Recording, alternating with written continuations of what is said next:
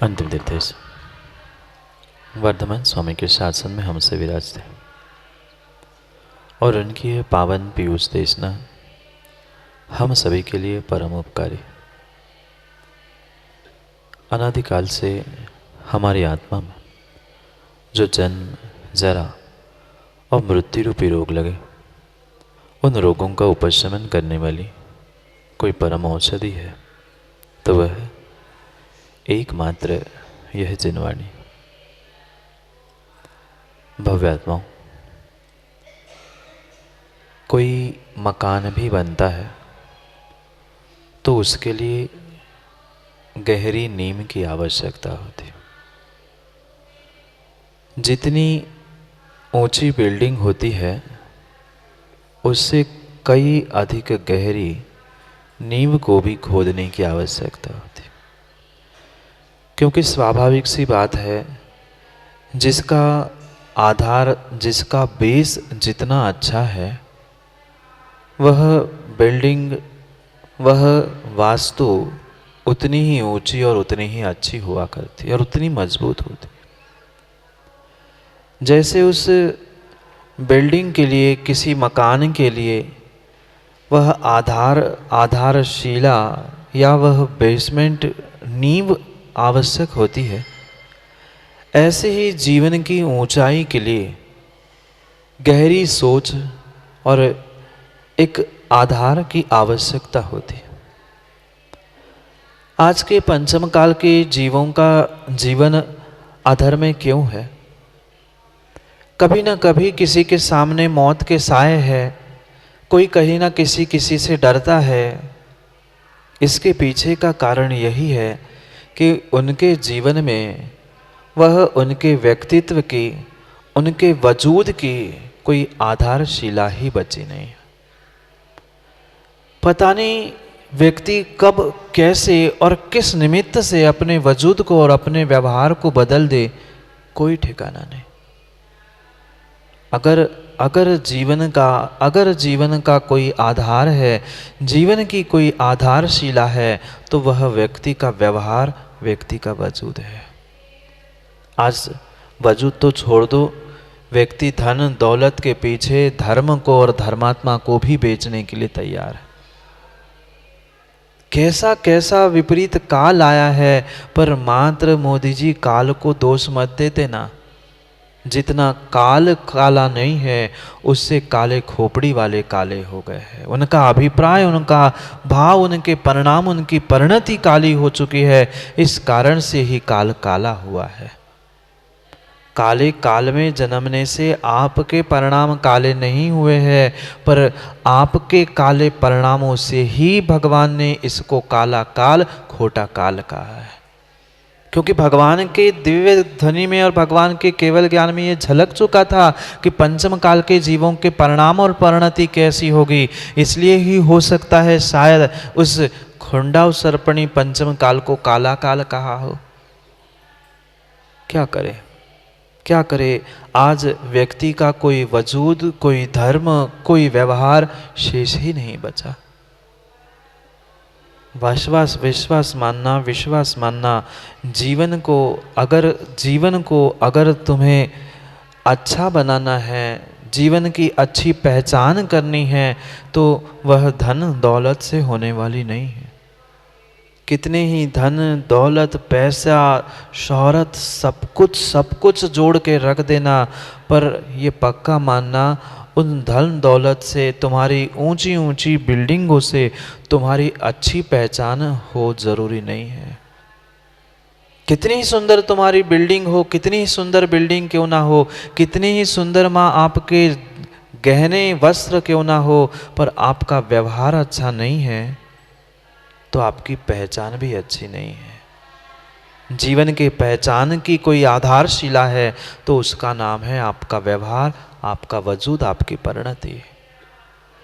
हम किस समय पर किसके साथ कैसा बर्ताव करते हैं, कैसे भाव रखते हैं, कैसी भाषा का प्रयोग करते हैं, उस पे ही समझ में आता है व्यक्ति कितना पानी में है और व्यक्ति कितना पानी के ऊपर है। आज हर व्यक्ति अपनी अपनी पहचान बनाना चाहता है, मैं कुछ हूँ, पर तुम्हारी धन दौलत से और तुम्हारे अन्य किसी कार्यों से तुम्हारी पहचान नहीं बन सकती। तुम्हारी अपने व्यवहार, तुम्हारी अपनी एक दूसरे की परिणति से ही तुम्हारी पहचान बन सकती। किस बात की पहचान और किस बात का वजूद जीव आज सब सरासर भूल चुके हैं। ये समझ नहीं पा रहा है जीव कि मुझे किसके लिए अपनी पहचान बनानी है और वह पहचान बना के मुझे करना क्या है, नहीं समझ पा रहा है। और शायद यही कारण है, माँ शायद यही कारण है जिस कारण से वह इस संसार में रहते हुए भी सुख और शांति को प्राप्त नहीं कर पा रहा। कितनी ही खोज कर लेना सुख की, शांति की, पर जब तक एक दूसरे के प्रति का व्यवहार तुम्हारा अच्छा नहीं है, एक दूसरे के प्रति की परिणति तुम्हारी अच्छी नहीं है, एक दूसरे को संबोधित करने की भाषा और तुम्हारे वचन अच्छे नहीं है, तुम्हारी पहचान अच्छी होने वाली नहीं है। हम अच्छा दिखाने का क्यों प्रयास करते हैं? अच्छा बनने का प्रयास करो ना। जो अच्छा बनेगा अच्छा अपने आप दिखेगा। अगर अच्छा दिखाने का प्रयास करते हुए मात्र पैकिंग बदल रहे हो तो ज़रूरी नहीं है कि अंदर की सामग्री बदली है, पर अगर अंदर की सामग्री, अंदर के भाव, अंदर के परिणाम परिणति बदली है तो बाहर की सब कुछ, वह व्यवहार भी, सब कुछ दिखावा भी बदल सकता है। पर क्या करें, जीव इस जीवन के गहरे रहस्य को ही समझ नहीं पा रहा है कि इस जीवन के पीछे अच्छाई और सच्चाई का रहस्य क्या है। अगर आपको वास्तव में अच्छाई चाहिए तो दूसरों को भी तो अच्छाई देना सीख लो। अगर अपने जीवन में आपको सच्चाई चाहिए तो दूसरों के साथ सच्चाई का व्यवहार भी तो करना सीख लो। नहीं समझ पा रहा है, नहीं समझ पा रहा है कि ये आपके स्वयं के व्यवहार जो दूसरे के प्रति है वह एक तुम्हारे जीवन का दर्पण है, आईना है। तुम जितने अच्छे से दूसरे पर व्यवहार, दूसरे के साथ व्यवहार करोगे, विश्वास मानना उतना तुम्हारा स्वयं का जीवन अच्छा होगा। दूसरे का जो होना है सो हो, पर अपना अच्छा चाहते हो तो दूसरे के साथ अच्छा बर्ताव, अच्छा व्यवहार करना सीख लो। नहीं कर पाता आज घर का व्यक्ति भी घर वालों के साथ अच्छा बर्ताव नहीं करता है। एक बेटा भी पिता के साथ अच्छा बर्ताव करता हुआ दिख नहीं रहा है, क्योंकि कभी पिता ने बेटे के साथ अच्छा व्यवहार नहीं किया, कभी उस पिता ने अपने पिता के साथ अच्छा व्यवहार करके नहीं दिखाया, इसलिए आज का बेटा तुम्हारे साथ अच्छा बर्ताव नहीं कर रहा है। सोचने समझने की आवश्यकता है। काल को, दूसरों को, परिस्थिति को दोष देने से अपने जीवन में सुधार होने वाला नहीं है। गलती किसी की है तो तुम्हारे परिणति और तुम्हारे परिणामों की है। अगर परिणाम गड़बड़ नहीं होते तो परिणति गड़बड़ नहीं होती, और परिणति गड़बड़ नहीं होती तो दूसरे के साथ व्यवहार गड़बड़ नहीं होता, दूसरे के साथ व्यवहार गड़बड़ नहीं होता तो कभी तुम्हारे साथ कोई विवाद लड़ने के लिए आ ही नहीं सकता था।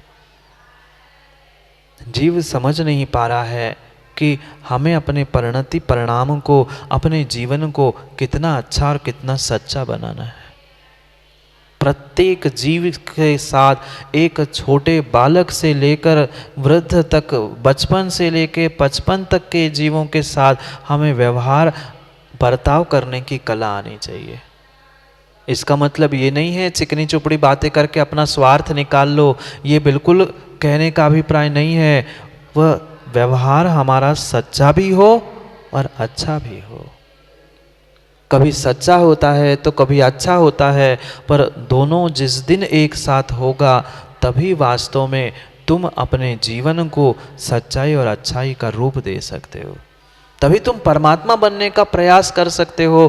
पर परमात्मा बनने की तो छोड़ दो महाराज जी, हम इंसान बन पाए बहुत बड़ी बात है।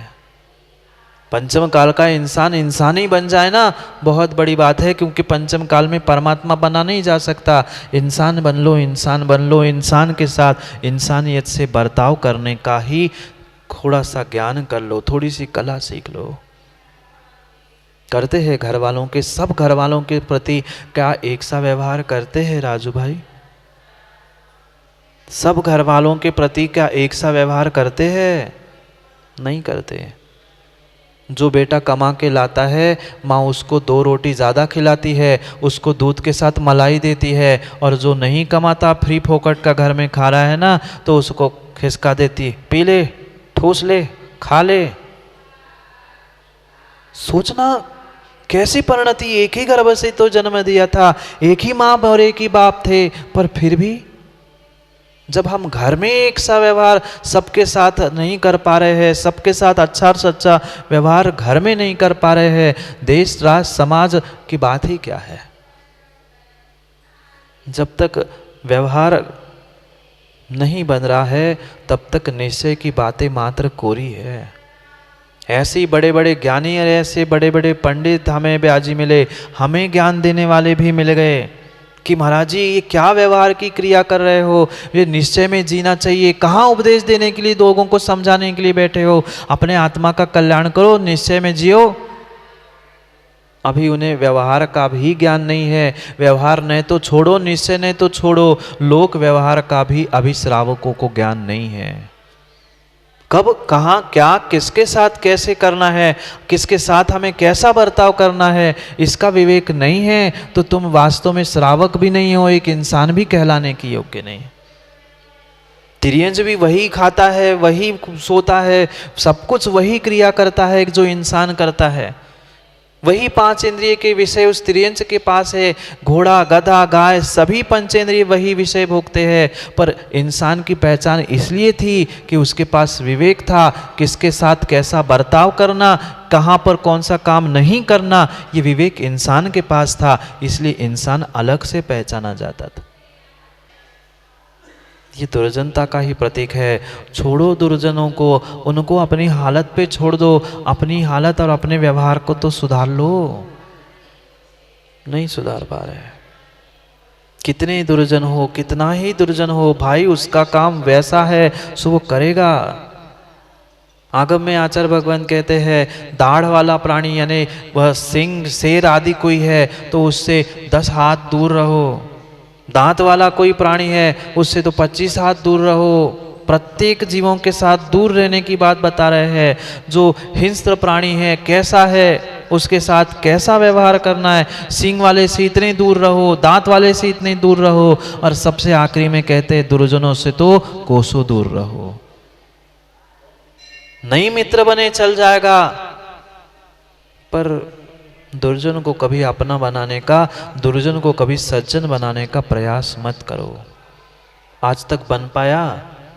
आज तक कोई दुर्जन सज्जन हो पाया? आज तक कोई सर्प निर्विष हो पाया? नहीं हो पाया। ना हुआ है ना होगा। वह साल भर में कितनी अपनी केचुली छोड़ दे, वह बहिरंग रूप से केचुली ही छोड़ता है, जहर की थैली नहीं उगलता। आचार्य कुंद कुंद स्वामी बहुत अच्छी बात कहते हैं, गुड़ दुग्धम पिबंता न निविसा न पन्नगा निविसा होती। जैसे पन्नग यानी सर्प कितना ही दूध पिला दो, गुड़ पिला दो, चाहे जो घोल के आपको अमृत भी पिला देना, पर वह सर्प कभी भी निर्विष नहीं होता। ऐसे ही जो दुर्जन होते हैं, उन दुर्जनों की कभी परिणति नहीं बदलती, कभी उनका स्वभाव नहीं बदला जा सकता। अगर बदलना है तो मुझे अपने व्यवहार को, अपने स्वभाव को बदलना है।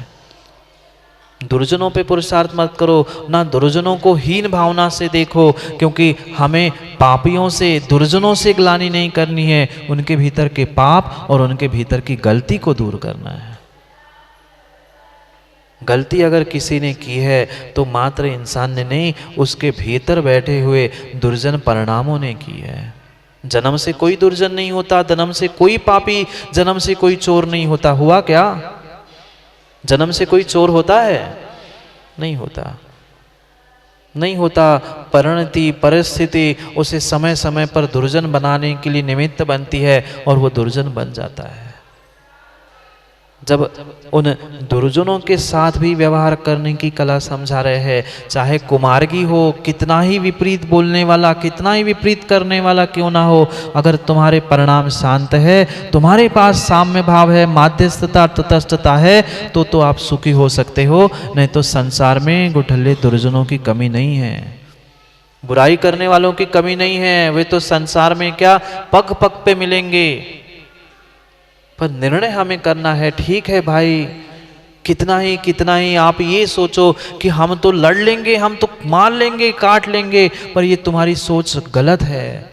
आप जीत भी जाओ, पर ये पक्का मानना, आप कितना ही सुअर से लड़ते लड़ते आपने जीत प्राप्त कर ली, आप खुशियां मना सकते हो कि मैंने सुअर को जीत लिया, दुर्जन को जीत लिया, पर विश्वास मानना उस दुर्जन और सुअर के साथ तुमने जीत भले ही हासिल की, पर तुम्हारे शरीर पर जो छींटे उड़े थे ना, वो आप साफ नहीं कर सकते।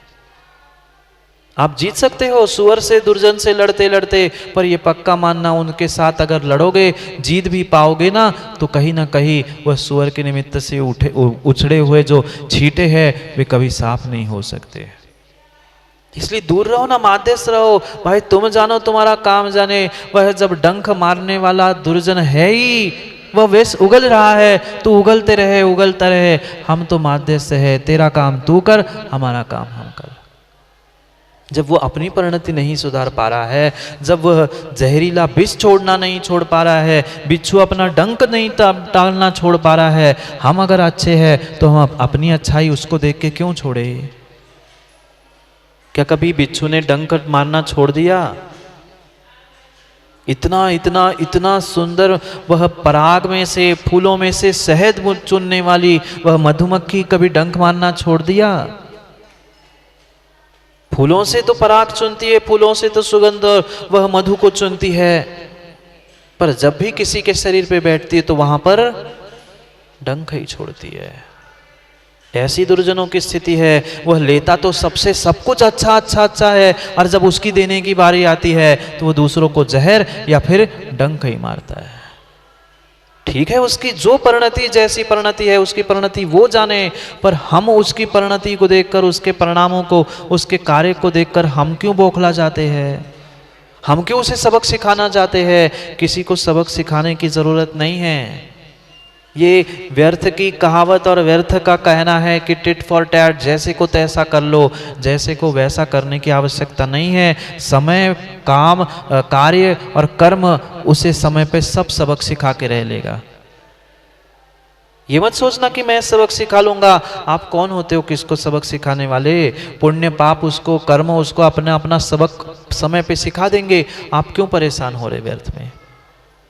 विरोधी को भी हराने का, दुर्जनों को भी हराने का, जीतने का प्रयास मत करो।